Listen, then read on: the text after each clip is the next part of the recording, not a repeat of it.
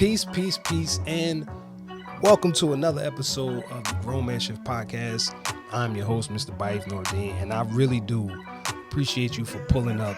The messages I've been getting, the DMs I've been getting, the phone calls I've been getting lets me know that I'm pointing this platform, this idea, this intention in the right direction. I didn't set out for it to be validated. In my own experience and why this platform is even this platform is authentic to me. And in being authentic to me and having the conversations that I have with a lot of my male counterparts, female counterparts too,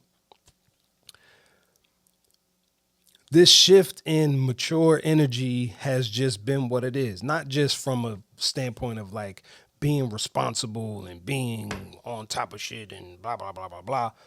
But like really thinking about where I'm placing my footing, them talking about, them thinking about where they're placing their footing. Just, it was like, you know what, man, you see what you see. You have a heart for what you see. And why not explore it, right? As my good friend Sam Cologne says, why not just be curious, right? Because a lot of times how I frame things, how a lot of people frame things, you think about something and it's like you're on either side of the fence. Either you're super optimistic and nothing can go wrong because it's you. Stuck with myself. Or you're super pessimistic, and everything can go wrong, and maybe that's you. It's me too, right? And as I'm going through this process of like thinking about things and executing things, it doesn't escape me that being in the public eye, putting something out for public consumption, is not the easiest thing to do. It's not. And putting yourself in a position that somebody else's perspective can like weigh you down, right? That somebody else's perspective can be so heavy that getting up from under it feels inescapable. Just be honest, right? Because sometimes it is. Your parents feel like you should be a certain kind of way, and your friends feel like you should be a certain kind of way, and your spouse or your significant other feels like you should be another kind of way. And then the world tells you that you should be some other kind of way. And by a certain age, you should have a certain kind of thing. And all of these things coming into play, it doesn't help. You really feel like something has a purpose. And I'll speak in the first person. It doesn't feel good knowing that I have something that I want to offer the world that I feel like will be beneficial, but then fighting all of that other stuff just to get to the fray of feeling like somebody can judge me, right? Maybe it's just me. And I'm okay with that because the life I'm living is my life. And the only person that is responsible for what is in it and what comes of it is moi, right?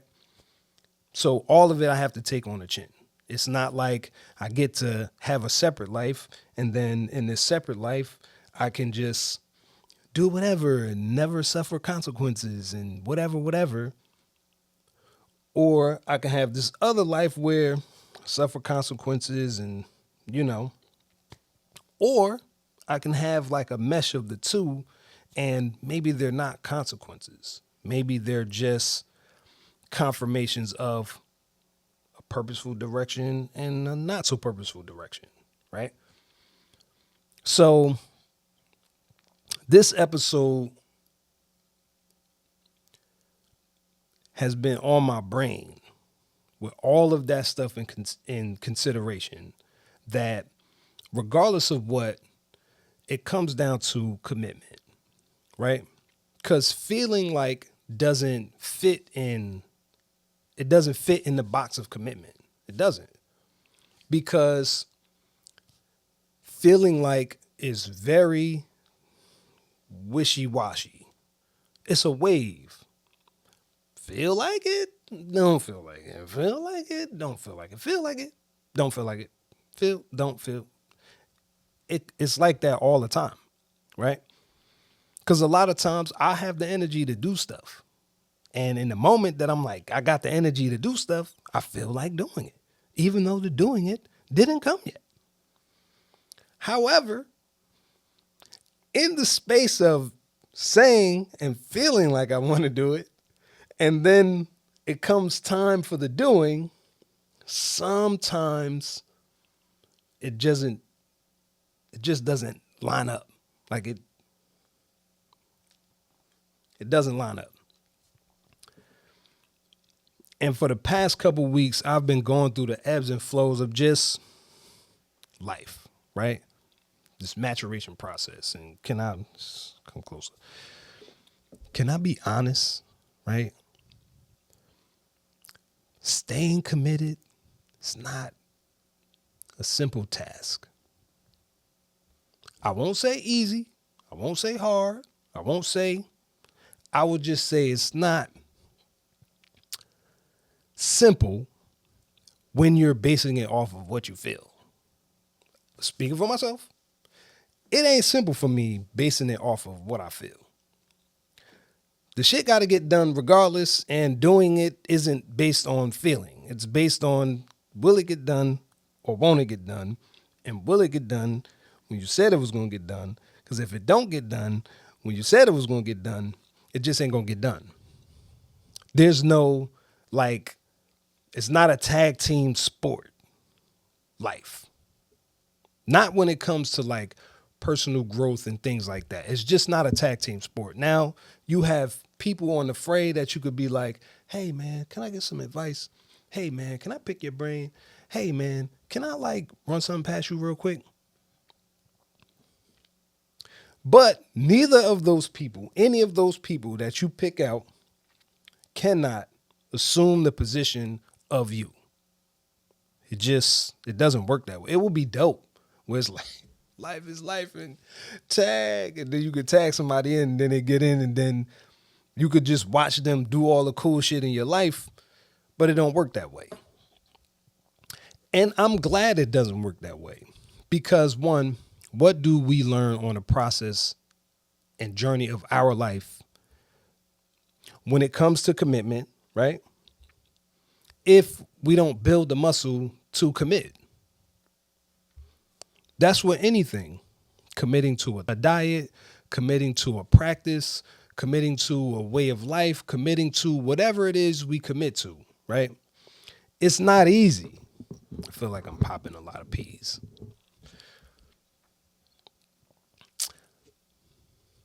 It's just not black and white. And for me, for a long time, probably for my whole life, I never really looked at life from a black and white sort of perspective. Because it's not one way or the other.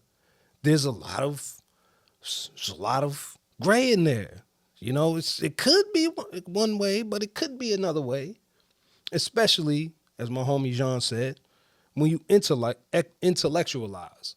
And I'm very good at intellectualizing myself, my thoughts, my feelings, my emotions. Yeah, I mean, I know they violated, but you know,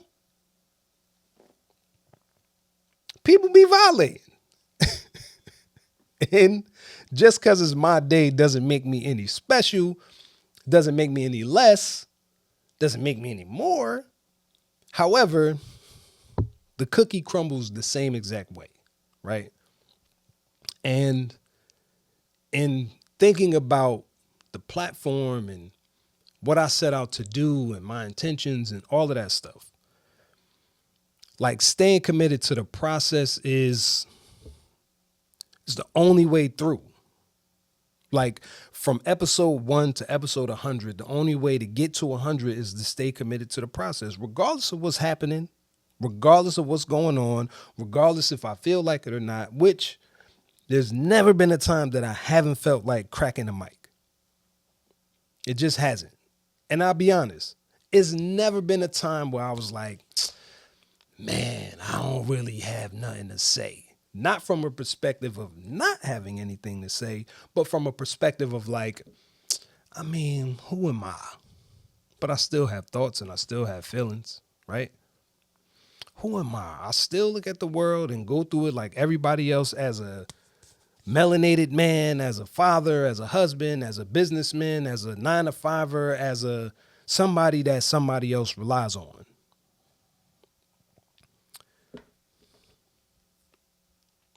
But the process is the process. And I've been saying this for a few days. The process is the process. And this is the process. Fortunately, not even unfortunately, fortunately, this is the process. The process is sucking in the beginning. The process is not being good. The process is not having it figured out. The process is not really knowing what's past step 5. The process is the process. That's the process. Weight loss journey. In the beginning, gung ho, word is born, meal prep, watching what I'm eating, reading the labels, making sure my sugar intake is a certain kind of way and my carbs stay a certain kind of way, and I get my heart rate up a certain kind of way, and I do a certain amount of steps every day. But the truth is, in the beginning, it's not going to be consistent. Not as consistent as every day you do it and that's how it is and bop, bop, bop. It don't start that way. So in this space of commitment and looking at it through the lens of process, right? At what point do we look at the process as what it is? It's weight loss journey, right? Going back to that. It's not going to the gym the day you said you was going to go to the gym. At the time you said you were going to go to the gym, and the things that you said you weren't going to do on the days that you were going to go to the gym, you end up doing. There's some days you're not going to get up, you're not going to feel like it, and you're not going to do it because you don't feel like it, and that's the truth. It just is, right? Because that's what the process says. The process says you've been doing it a certain kind of way for a certain amount of time. And the one thing that, when building commitment, right? The one thing is getting the engine going. Getting the engine going enough so that the habit of not doing becomes doing. The habit of not saying becomes saying. The habit of not and then, right? The other side of that. It has to get there, and it has to have enough time to build the muscle to get there. So, of course, I go to Chat GPT, and before I go any further, if I haven't said it, I'm going to say it again, right? I really do appreciate everybody who's been pulling up to this podcast, taking a listen, sharing it on social media, sharing it with the family, putting it in the group chat, chiming in on the DMs. Like, I've been getting some really, really cool, like, messages back. That's like, nah, dog, you doing the right thing. This needs to be what it is. So my commitment isn't wavering because I just don't feel like it. My commitment is my commitment. But I'm also going through the process. And if you have some more time, I would love to get into it, right? So, of course, back to the chat. I jump on chat and I have these very introspective conversations with chat because I don't want to be smoking gun and just go off the top of the head, which, I'll be honest, a lot of times I do. I just feel it. I'm not necessarily consciously thinking of it. I'm channeling it. I'm feeling the vibe. I'm letting the vibe do what it do. And then, ta-da, right? And a lot of times I be going so much I lose track. Going so much that this is the second time I'm recording this episode, because the first time I was recording the episode, I was like, I know what I want to say. And I had so many things to say. I just give it to chat. And chat was like, yo, here we go, right? like Chat the homie and shit. A little bit. I don't know who out here be rocking with Chat, but I'm nice to Chat. Like, I don't care if it's another person on the other side, because if it is another person on the other side, it still applies. But I always say, good day, Chat. How are you functioning? I don't know why. I just do. Just in case if the monsters, the robots decide to take over the world and all they doing is going through all our digital footprint, they'll see like, Baith Nordine was nice. Period. End of my weird rant. So the first question that came up was, why do we struggle with commitment? Right? And it goes back to how I began, right? It's getting past the point that the commitment feels like a task, or getting past the point where the commitment feels like I have to do and not a get to do, right?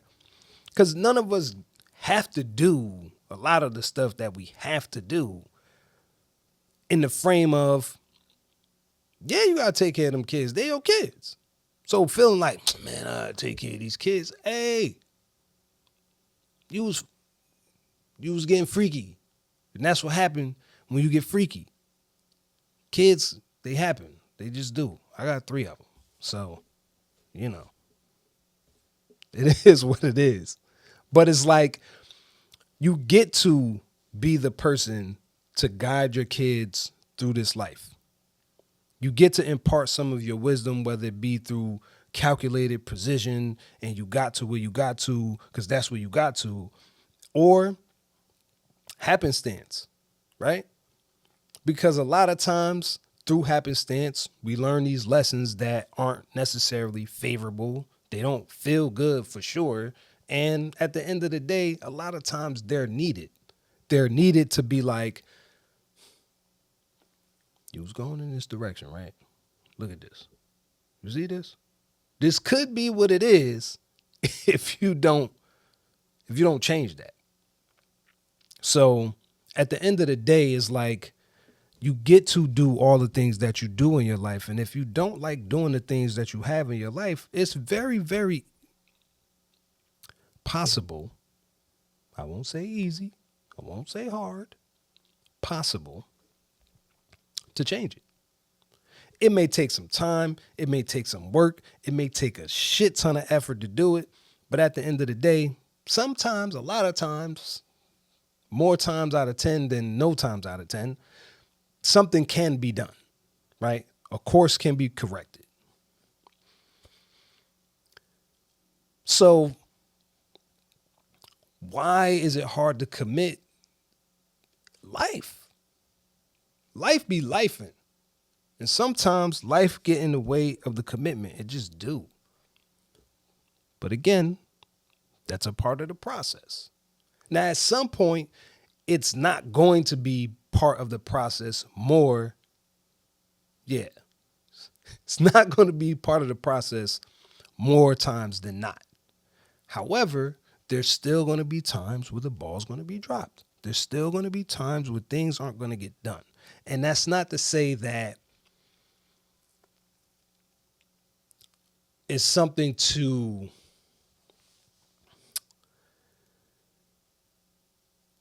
embody as a practice, but it is something to accept.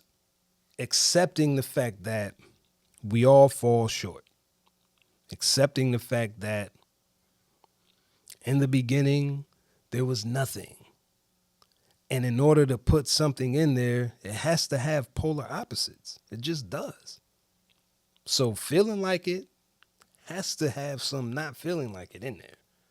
Whether it's for the same thing or something different, because you feel like it in this area, you don't feel like it in that area, that is very possible, is very true, and it's a fact to accept. Again, not to embody as a way of life, a practice of life, but it is something to keep in the rear view, right? Because it's not men specific and it's not women specific. I think it's people specific. And it's just something about having choice versus not having choice that comes into the fray of that. like the commitment. Do I have the choice to commit? Am I making the choice to commit? Do I even have the space to make the choice to commit? And those are things that are like, they're personal. You know what I'm saying? So I don't think it's a necessarily if we're wired or not. I think it's if we want to or not. Do we want to be wired that way or not? Because at some point, speaking for myself, I get tired of my own shit sometimes. I do. I'm like, come on, dog. Another thing that is escaping your grasp because you're not like focusing and hunkering down to like get it done, right? Lately, it's been really cool to like get shit done and check shit off the list. It just feels better. It's less stress. It's more peace. It's like, how come my younger self didn't tell me this? I'm just kidding. It would never happen because the process is the process. Had I known what I know now any amount of time ago, now wouldn't be now. So appreciating that I get to have the perspective of not and now am is mad dope. It's mad dope. Another question. How do past experiences shape our ability to commit? Because I'll say it this way, speaking for myself again, because I can only go through my experience. I don't want to get on here and start talking for the masses like, well, all men feel like me.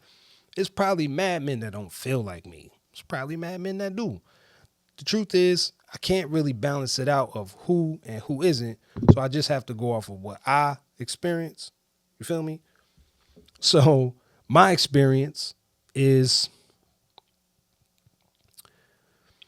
in the past, when I've done things and I've fallen short, judging myself for falling short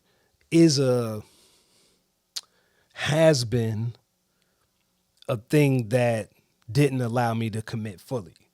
Cause I'm like, man, cause once I start this and if I start this and I stop this and then what if I fail and blah, blah, blah and all that other shit in between, right? It can weigh. Like it can weigh in to how commitment is moving, especially being a father, being a husband and all of the shit, the hats, right? Another question, or are you choosing or just complying? And that was like, am I choosing? Or am I just going, I'm just going along to get along? And thinking about it, it's like there's a lot of stuff that I'm choosing. And there's a good amount of shit that I'm complying to. It's easy, it's no resistance, it just is what it is, right? Knowing I feel what I feel, how I feel, the way I feel, reflecting on it is like, nah, it's a little bit of compliance. It's a little bit of compliance. And I can't say that I'm not. I'm definitely not happy about it. However, in examining it, it's allowing me to not take it personal. Even though it is personal, I'm not taking it personal. I'm not looking at it like, man, you complying and shit. It's just like, well, why am I complying? And what am I complying to? And what damage is this compliance doing? And that damage, if it is damage, how much damage is this compliance like really doing? You know what I mean? Maybe it's just me, right? Another question under this umbrella of choosing or compliance, right? What is the difference between commitment and obligation? What is the difference between commitment and obligation? So the difference between, what it say? Commitment and obligation. I would say the difference between commitment and obligation is a very thin line. I know obligation has like a negative overtone to it, and commitment is like one of those cool, glossy button words or whatever. But if you're committed, then you are obligated. It just the bags aren't really too different from me. It's like the new reusable bags versus plastic bags, right? Plastic bags are super durable. So are these, reusable bags. Plastic bags bust. So do these reusable bags. And when they break, like when they break, it's a little bit of a, cause like, I'll speak for myself. I be trusting the shit out of them reusable bags. So when one of them rip, I'm like, I got heavy shit in there, juice and milk and all kinds of heavy shit, fruit and all of that, right? And then my confidence is like, psh, damn, why was I jogging with that bag on the top of my head like that just because it was reusable? I don't know. Maybe it's just me, right? The next one, integrity and commitment. And this one like really hits home for me just because integrity is like, it's a word that I've heard for all my life. Having the integrity of what I'm saying, having the integrity of what I'm doing, having the integrity of the people I have around me, having the integrity of my thoughts, my emotions, like not using any of it to weaponize like my agenda or my motives. Being authentic. Excuse me. And having integrity with the commitment is like, it doesn't allow me to do it halfway. It's either this or not. And there's a lot of places in my life in this journey where I'm cleaning up the integrity, right? I'm on a health journey. I'm not really supposed to be eating sweets according to my own thing. But I do. They be so good. Like sweets be so good. Like, why do they make it so good? Yes, it's 3 a.m. I have no business eating a Snickers bar with the pecans in it, but they got pecans in it.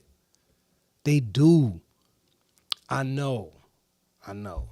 It's early in the morning. What am I doing eating a frosted cinnamon bun?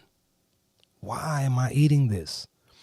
Not just like cinnamon, like frosted like the sugar. It's like the oozy glazy sugar with the cream on the top, like the cream filling. I don't know what it's made out of, crack or something, but I know I don't have no business eating that early in the morning. But I feel like Pookie be calling me sometimes. However, the integrity with the commitment to treat my body well, to put good things in it on a consistent basis, to treat it like I only have one, you know what I'm saying? Like I don't have another body somewhere that I could be like, man, this one is 44 and get another one that's younger. It's not going to happen. Not that way. But it will happen by being mindful of what I'm putting into my body, right? So the integrity to commitment is like putting all the things in it that would serve best. Not supposed to be, but will serve best for the intended outcome of whatever the goal is supposed to be. Without it, it's just a bunch of half measures. Point blank, period, right? How does keeping your word shape your reputation and self-respect? Hugely. Not a lot of people are forgiving. They're not. And when you say you're going to do something and you don't do it, more times than not, depending on who the person is, you only get a certain amount of times to be like, and don't follow through when it's like, man, Buddy just be talking. He don't never do what he say he gonna do. He don't never follow through on what he say he gonna follow through on. And I ain't gonna hold you. There's a lot of points in my life where being close to that guy was like close, right? Getting in my own way, overcommitting on things that I shouldn't be committing on, overextending my energy into a whole bunch of places. It's just being unreliable is not a flex. It's not. And I don't want to be in the category of an unreliable person. It's just not at 44, right? Not at any age, but especially at my age. Because at the end of the day, I have the experience of, yeah, and then don't follow through. And then I haven't spoken to that person in mad long. You know what I'm saying? So the integrity of it, it just, going back to that, it just shapes it. And it also helps with the level of self, I won't say respect, because it requires, for me, it just requires a certain level of respect for myself to be like, all right, if I say I'm going to do something, to do it. I think it's self-confidence, like the trust in myself to be able to follow through on the things that I say I'm going to do. And I have actual evidence. Is like, well, if you did it in that case, why can't you do it in that case? And if you did it in those cases, why can't you do it in that case? And if you did it in those cases, why can't you do it in these cases? Because at the end of the day, commitment is commitment. Saying you're going to do something and doing it, it's not really rocket science. It's just, don't say it if you're not going to do it, and period. Right? So that was a good one. How can we rebuild trust after breaking a commitment? Just don't do it again. Like, writing checks that your ass can cash comes to mind. I don't have access to the moon, so I'm never going to promise you that. I'm not. I don't have access to $100 million, so I'm not going to promise you that. But it's also those little baby promises like, oh, yeah, I'll be there in 10 minutes, and an hour later. That part, that was me. Still is a little bit, you know what I'm saying? Not proud of it. Way less than it was. Like, at least I'm in the ballpark of when I say I'm going to do whatever I say I'm going to do, I'm doing it. Way more than I wasn't, if that makes sense. Because being a promising guy, having the energy going back to before, like, yeah, I could do it. Yeah.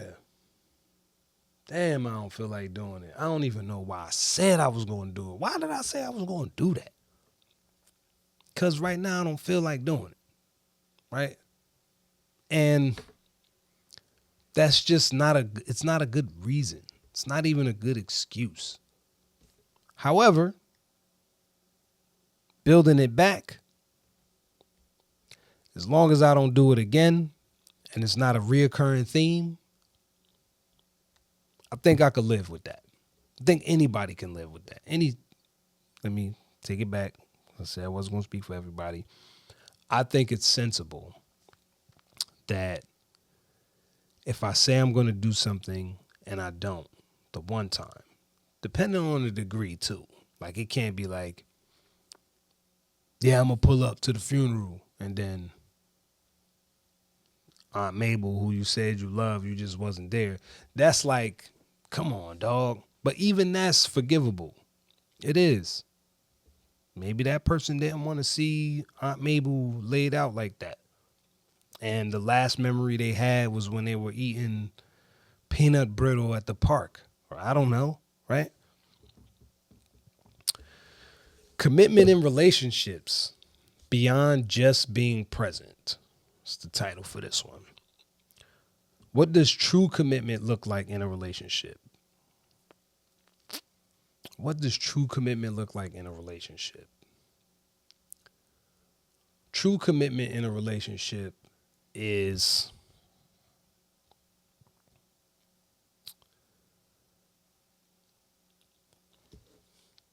whatever you're into, I'll do my best to have interest in what interests you. Even if I don't have any interest in it, I will still raise, like for myself, I think that having a level of interest in what your person is interested in is like a good, solid show of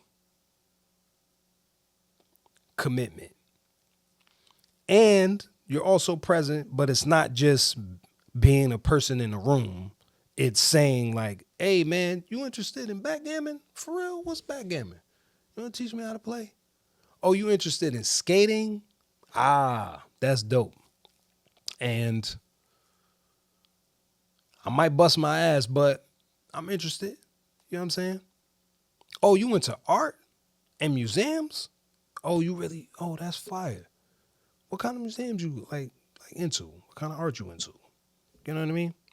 I think that kind of like speaks to a level of commitment that goes beyond um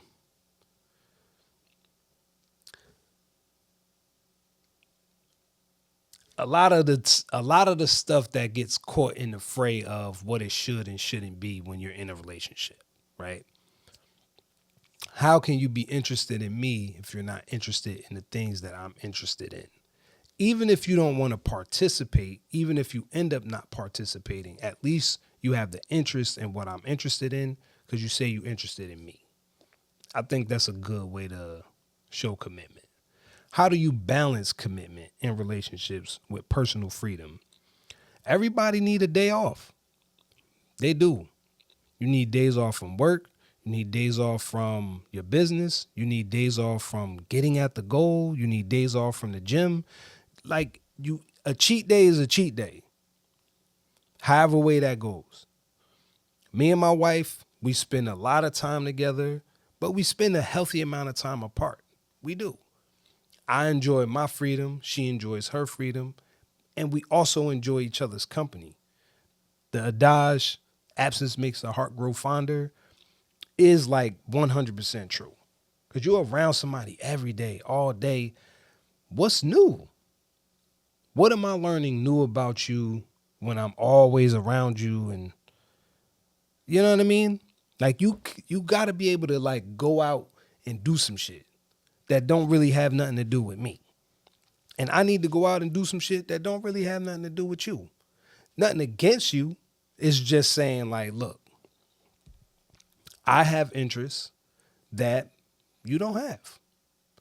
And although I would love for you to be interested in what I'm interested in, I understand that you really don't have any interest in doing this thing that I'm doing.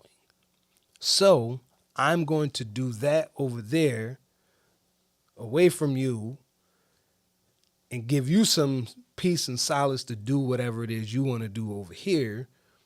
And then we can meet in the middle. You know what I'm saying?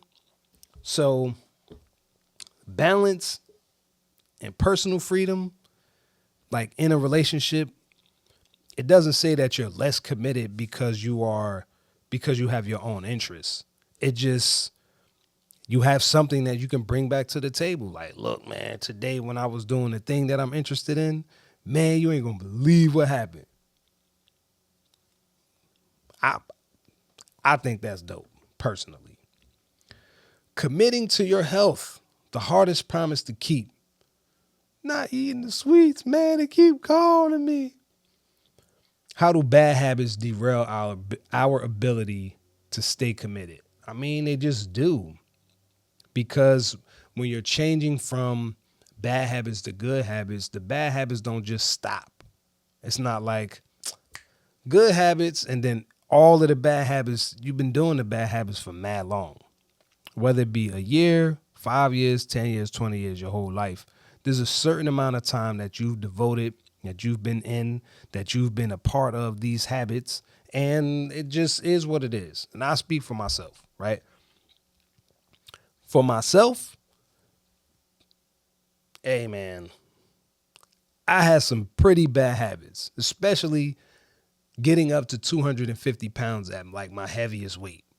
I'm talking about, and I don't know I'm gonna get cooked for it, but it is what it is. It's my truth. 3 hot dogs split down the middle with the fried onions and the cheese and the chili and the bread and the every day. This was like when I was in college. Every day. What do you mean? What? Never considered the sodium, never considered the phthalates and nitrates and all of the shit that goes in it. Never factored in where what is actually in it, cuz I mean, hot dogs are like a hodgepodge of everything that's left over. Eyes, lips, nose, hooves, elbows, shoulders, like tails, all of that. It's in a hot dog. And it just, man, Best or Sabrett's, man, they had me in a chokehold. And getting out of that habit of like just eating whatever I wanted, cheese and chocolate and milk and blah, blah, blah, and this, that, and the third, man, it wasn't easy. It wasn't. Because I was so used to like this lifestyle until I was convicted enough to like really be committed to a health journey, like for real. Looking at my family members taking a dive for some shit that's like, damn, heart disease done hit 4 or 5 of the people that passed. How is that? Do I really want that same fate? Nah, not really. Know what I mean? And I went super hard, like super hard. 250 pounds to 173 pounds. It wasn't like in 10 days. It went from 250 to 225, then back up to like 230 something, and then from 230 something to like 215, and then back up to 220 something, and then 220 something. And I was like, yo, if I could crack 200, like if I can get down to like 199, 198, it's on. And once I cracked 197, 198, it went down to 185. And then once I got to 173, I was like, bruh, you look, mad people thought I was sick. Like, yo, is my okay? You're a little thin. You know what I'm saying? But I was so committed to like avoiding these health issues as I got older. I just I hunkered down into it like crazy. Like became a Nazi. Started reading shit like, what is glutamate hydroxide? Man, what they make that in tires?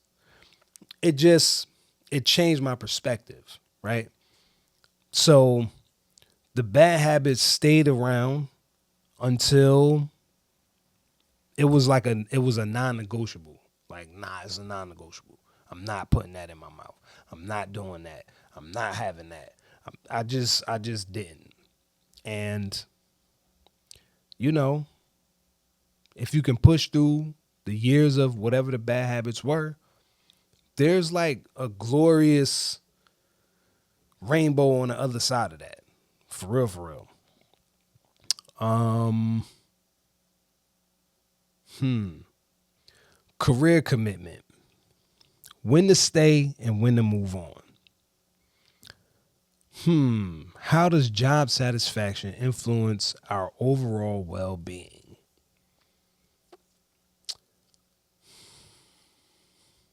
A lot. Because if you're dealing with a lot of shit at work, when you come home, like, who's going to get it when you get home?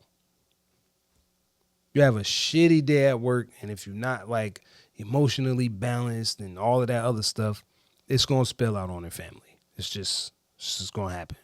It's going to spill out on your spouse or your significant other. It's going to spill out on your kids. It's going to spill out in your friend groups. It's going to spill out. It's just going to spill out. So I think the thing that we spend majority of our week doing, going out and getting the bag, right?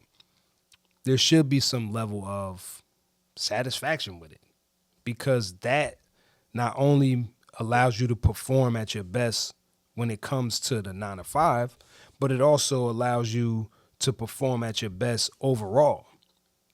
You're not stressed, so you don't carry stress. You're not just vomiting stress on everybody. It just won't happen, right? So I think job satisfaction influences our overall well-being from from a multitude of angles. It does. But I think when you enjoy what you do, it's infectious to all the other parts of your life. You don't mind talking about it. You don't mind sharing it. When you don't enjoy it, you don't want to talk about that shit. I don't even want to think about that shit. I don't want to think about my job or my coworkers or none of that, right? And it just is what it is. I'll be honest. The silent commitment, fatherhood, and showing up daily. Okay. How can men balance work and family commitment effectively? Balance is such a loaded term, and a term that I heard that I was like, man, that sounds so cool, was harmony, because harmony says it's not the same thing, but it is working in tandem, right? You have a choir. Everybody's not a soprano. Everybody's not an alto. Everybody's not a tenor. But that harmony makes the song the song. So balance doesn't really seem like an operative word that's even achievable, because balance, no two things weigh the same. My commitment to my wife and my commitment to my kids, they're not the same. They come from the same place. They run in tandem with each other, but they're not the same. My commitment to my business endeavors and my commitment to my job, they're not the same. They both have different ways, because different weights, because my intention with one is not my intention with the other. They're just, they work in tandem. They have that harmonistic quality sometimes, right? Because sometimes the commitment that I have to the business, to the endeavors, bleed. They do. I'm so committed, right? 2:00 in the morning. It's 2 a.m. I have to be to work at 9 a.m. I have to be up at 6 something a.m., right? Because breakfast got to get made and blah, blah, blah, and this, that, and the third, so forth and so on, right? And I can't always leave it to my wife to do, because where's the commitment to me letting her get some rest and me allowing her the space to kind of just not have to be on at the first time in the morning, right? So harmony is it sings to me. Balance just feels like I got to apply the same amount of energy to this as I do to this. And if I don't apply the same amount of energy, things are going to be out of whack. And it's like, no, I can apply the same intention to the things, as far as my intention with this is very clear, and that's what this is. My intention for this is very clear, and that's what this is. They don't compete. They just complement. I like that. Becoming a better man every day. Commitment to growth. I ain't get down this far. What are the biggest obstacles men face in staying committed to self-improvement? I would say habits, for sure. I would say feeling guilty in the process of not necessarily being committed and staying committed. I think there's a certain level of pressure that goes into it, because, let's be honest, pressure on men and pressure on women aren't the same, but they are the same. Because men are expected to be X and women are expected to be Y, right? And in that expectation, there's a lot of noise, there's a lot of chatter, there's a lot of things that aren't necessarily congruent to like who you are as an individual versus who you are as a collective, as a person in the collective. Because a lot of times, right? All men are, all women are, and it's not true. because all men and all women don't think the same, because we didn't grow up the same, because we may share a lot of perspectives, but even in those perspectives, there's differences. So some of the biggest obstacles that men face as a man when it comes to like self-improvement, it's those other things that are on the peripheral that have to also be managed as well, and putting them in categories and figuring out how to be in one and not be in the other, and then be in the other and not be in the other one. It's not always easy, and it can be a bit of a hurdle when it comes to staying committed, especially to self-improvement. What's the difference between self-improvement and self-punishment?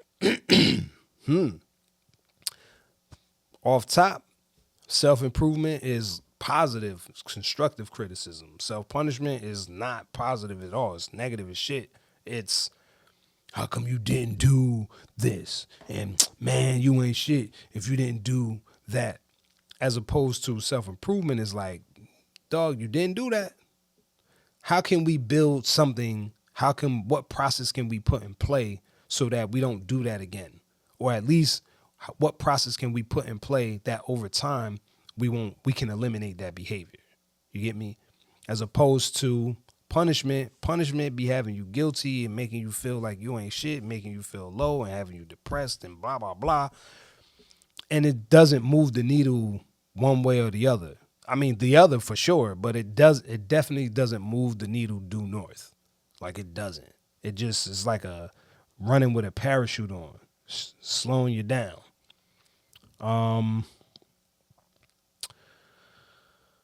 Okay, last one, because we've been rocking for a while, and I appreciate you for rocking with me. Spiritual commitment, finding purpose and staying grounded. So I am also in the middle of a spiritual journey, growing up Islam and then growing up Christian, and then a little bit of Buddhism in there, and a little bit of Jehovah's Witness in there, and a little bit of Catholicism in there. And it's just a mixed bag of like these different houses of thought, schools of thought. And the part that's been a bit complex is people telling you how you should be based on their conviction. It's not to say that their conviction doesn't have any credence, right? It does, but the reason why you're committed to this spiritual journey and the reason why I'm committed to the spiritual journey, they may not align. And if they don't align, you can't really tell somebody that they're doing spirituality wrong if the basis of why the practice is one thing versus the practice being another thing. Because at the end of the day, are you a good human being? And when I say good human being, I know good is what's good to some people might not be good to others. I get that. Do you have a certain level of compassion for the people that are around you? For other people's experience, do you stop long enough to look at their experience from their perspective, or at least try to empathize, right? I think that comes with a certain level of spiritual weight, to be empathetic, to look beyond what you have going on and seeing other people have what they got going on, right? There's no scripture to it. There's no verse from a book to it. It's just compassion goes a long way. Empathy goes a long way. And I think without it, a lot of us find ourselves in these unfavorable situations because Everybody's not out to get us. They're not. And treating everybody like they're out to get us doesn't really separate the people who are actually out to get us versus the people who aren't. The people who mean well and move well versus the people who don't mean well and don't move well, right? If everybody's in the same category, how are you even able to spot the difference? Like, oh, they mean me harm versus nah, they don't really mean no harm. Like, we cool. You know what I'm saying? So, and I'm not saying blindly walking through life and feeling like everything is hunky dory and nothing can happen to you. That is also not true. Anything can happen to anybody. It's just that's life. It is what it is, right? And I'm not saying that with a light tone. I'm just saying that nobody is life. Nobody is inescapable of the whims of life. We just not. The basketball player who tears an Achilles tendon in the championship game, right? The spouse who loses a spouse to a tragic accident. The parent who loses a child to a crazy disease, right? Or illness. There's a litany of things in there. And these are good people. Operative word, they're good people. It doesn't escape. There's no level of being a good person that allows you to escape what life is. The only thing that really brings it due north, or at least has a place to like fit and make sense, is to put a spiritual overtone to it. We were all created from something, by something. And the fact that we were created from something, by something, I think it begs to differ that the energy and the power that we do have doesn't necessarily come from one book. Because we all have been inspired by something that we felt, some intuition that we felt, some gut feeling that we felt. And in that level of inspiration, it speaks to just being committed to a higher purpose, being committed to something that's bigger than yourself. One of the questions: how can spiritual practices improve mental health? Tremendously. Spiritual practices tremendously can improve mental health because that's what they're designed to do. Meditation, uh, yoga practice, uh, because that's spiritual. Um, Going to church, going to the mosque, going to the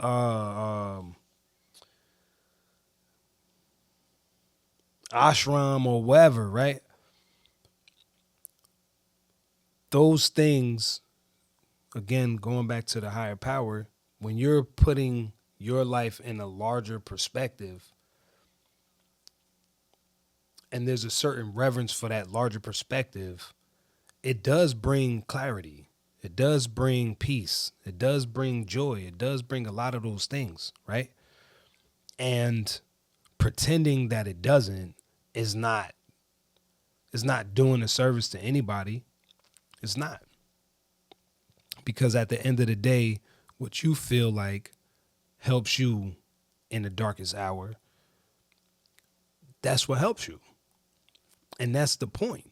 The point is you're in your darkest hour, and then there's something you cling to that just gives you levity. It gives you something brighter to grasp toward. And I can tell you, practicing Islam, I was a little too young to appreciate what my dad was teaching us. You know, making salat 5 times a day, watching my dad do this.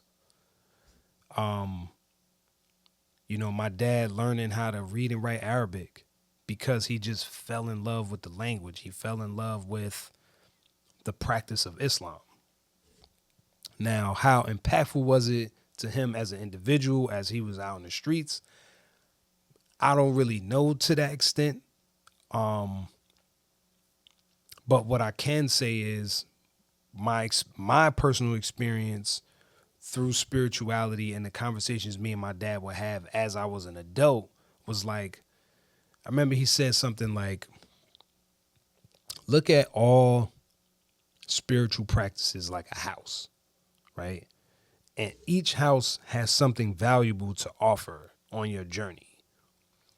When you go to the house, you take what you feel is nourishing and you leave everything else. A lot of people say, eat the meat, spit out the bones, right? And I thought that was such a spiritual answer because life is complex. Life is filled with a lot of things that chip away at us slowly but surely, depending on what it is and who you are, right? So this level of spiritual guidance that allows you to show up as your best self, that allows you to put the best of you into the things that you're doing, I think what else can you really ask for? You know what I'm saying? Like, what else can you really ask for? So I think I'm going to leave it at that because I'm staring at one of the questions. Does spiritual commitment require religious belief? I think I just answered that. I don't think it requires religious belief because you could religiously do anything. People religiously drink coffee every morning. People religiously put cucumbers on their eyes at night. People religiously get the newspaper before they go to work. There's a lot of things that people religiously do. It doesn't necessarily make it spiritual, right? Doesn't. But I don't think a spiritual practice requires some religious tagline to it. It doesn't, because something was here before all of it. Something was here before Christianity. Something was here before Islam. Something was here before Buddhism. Something was here before somebody gave it a name and a practice, before they gave it a name and rules. And agree to disagree. That's great. That's fine. I'm not an expert. I will never try to position myself as an expert. I can just say that with me and my journey, I'm finding spiritual energy in a lot of the things that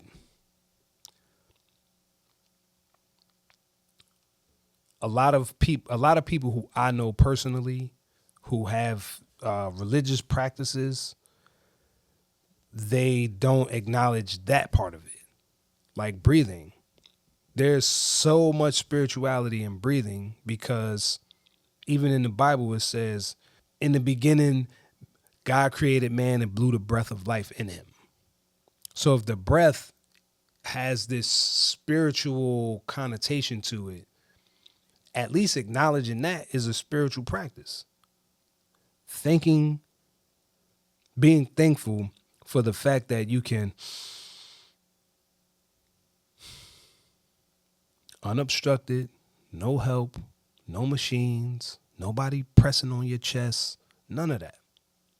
That's a spiritual practice. Being able to walk and use my limbs and for good, to create things that matter, to create things that help people. I consider that a spiritual practice. I'm looking beyond myself and I'm doing something that not only enriches me, but it helps enrich people that are around me. So, no, I don't think spiritual commitment requires religious belief. And I said I was going to land a plane. I'm going to land a plane because it is getting late. But with this whole podcast, if nothing else, whatever whatever I'm committed to, my goal for 2025 is to see it through. And if it's something that I can't see through, having the strength, having the courage, and I don't want to say self-respect. I'll just say having the strength and the courage to be like, you know what? I thought this was for me, but it's really not. No hard feelings, just re-examining what I have as far as what I'm aspiring for or to be. And this just ain't it. So again, I appreciate you guys for rocking with me. I know that your life is your life. You got a lot of shit going on. And press and play really means a lot to me. So if you or somebody else want to hop on the pod and talk some shit with me, please hit me up at grownmanshitpodcast@gmail.com. Definitely like, share, and subscribe, all that good stuff. Tell a friend to tell a friend. I'm making the seasons probably about 25-ish episodes. And then at the end of each season, I'm going to do roundtables where I invite men and women in the collective to have certain conversations. And I'm really looking forward to it. Like really looking forward to it. So until next time, thank you for rocking out with the Grown Man Shift Podcast. I'm your host, Mr. Bife Nordine, and I'm out. Peace.